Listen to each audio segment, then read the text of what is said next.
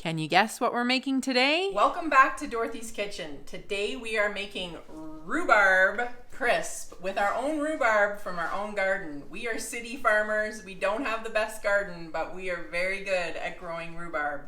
And my mom asked me for this recipe, so when my mom asks me for something, I get on it right away. So I'm going to show you how we make rhubarb crisp. I'll show you how we prepare the fruit, and then I'll actually show you how we make the crisp topping as well. And you can use this recipe basically for any fruit that you want. Apple crisp is our #1 favorite, but at this time of the year we also really like rhubarb crisp. So you can use it for blueberries, you can use it for peaches, really anything you can adapt this to, and you can adapt it to your liking. We like more of the crisp topping and less of the fruit, but if you like it the other way around, you just fill your boots, make it how you like. And let's jump into it and we'll show you how we prepare this rhubarb for our rhubarb crisp. Okay, so I just start by cutting off the leaves and I discard these. I seem to remember my dad saying before that those are not the best for kids to get into. I could be wrong on that one. And then I'm just gonna finely chop this. And if I cut this whole piece in half, you will see that the bottom is a bit more red and then it gets very green toward the top. I don't really use that top section as much, but when it's baked up in the crisp, you won't really notice it that much. I'm gonna only use 2 stalks of rhubarb because they're so large. So I just finely slice these up and then I just chop them. And what the key to making this recipe is, I find, to make it so delicious, is I actually just set this in the sugar and let it sort of sit for a bit. This one you can sort of see the difference in the coloration. See how it's so red at the bottom and then it gets quite green toward the top? So that bottom part is definitely sweeter. But you can adjust the sweetness of this recipe really how you like as well. Some people just don't eat sugar at all, so you can add a sweetener of your choice. You could use less sugar or more sugar if your rhubarb requires that. So I'm just quickly chopping this up. And again, you can adjust how much rhubarb. If you only have a little bit, sometimes I take these sort of stringy pieces off as well, kind of peel them off because they don't cook up the best. I'm gonna omit those guys. All right, so you need a nice sharp knife. My knife definitely needs to be sharpened. That's a good test. So when I'm chopping, if I get any stringy pieces, I just get rid of those because they don't cook up very well.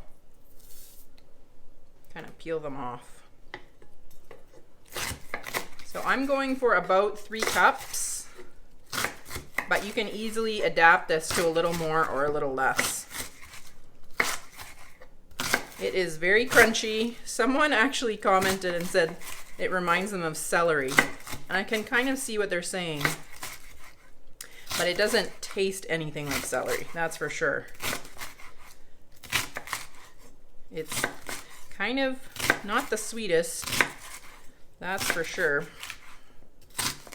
Okay, so once I have this chopped, I'm gonna sit it in some juices, or let it kind of make its own juice, and it's quite amazing how fast that can happen.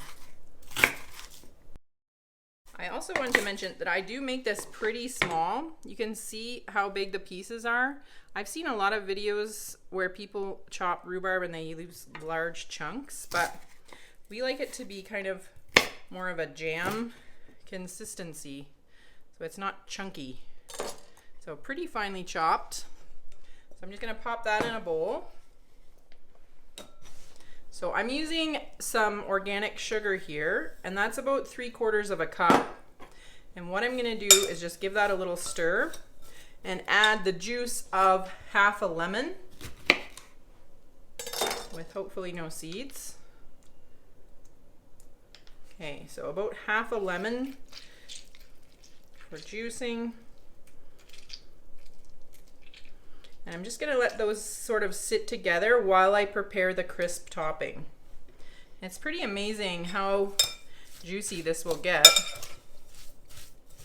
So I'll just give it a little stir. and let that sit for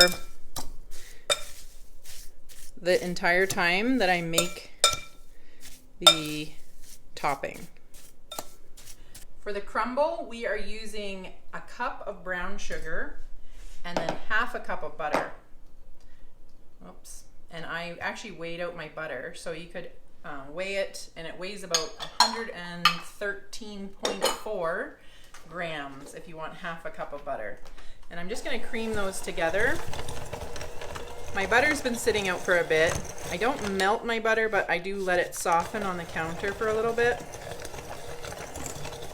So I'll just combine those together until I get a little bit of a crumble. This is probably the best way because it adds some heat to it. Now I'm going to add in the flour, and I'm using 2/3 of a cup of flour. And I'm going to add in our favorite oats. These are 1 degree oats. They're the best. They're called sprouted oats, and they're very healthy for you. I get that at Costco. We'll just give that a stir to get that fully incorporated. So half a teaspoon of salt and 1 teaspoon of cinnamon. I've seen other people who use nutmeg, but that's not a fave for us. So I'm just going to use 1 teaspoon of cinnamon. Whoops. And that's it. And I'll just get that all into a nice crumble,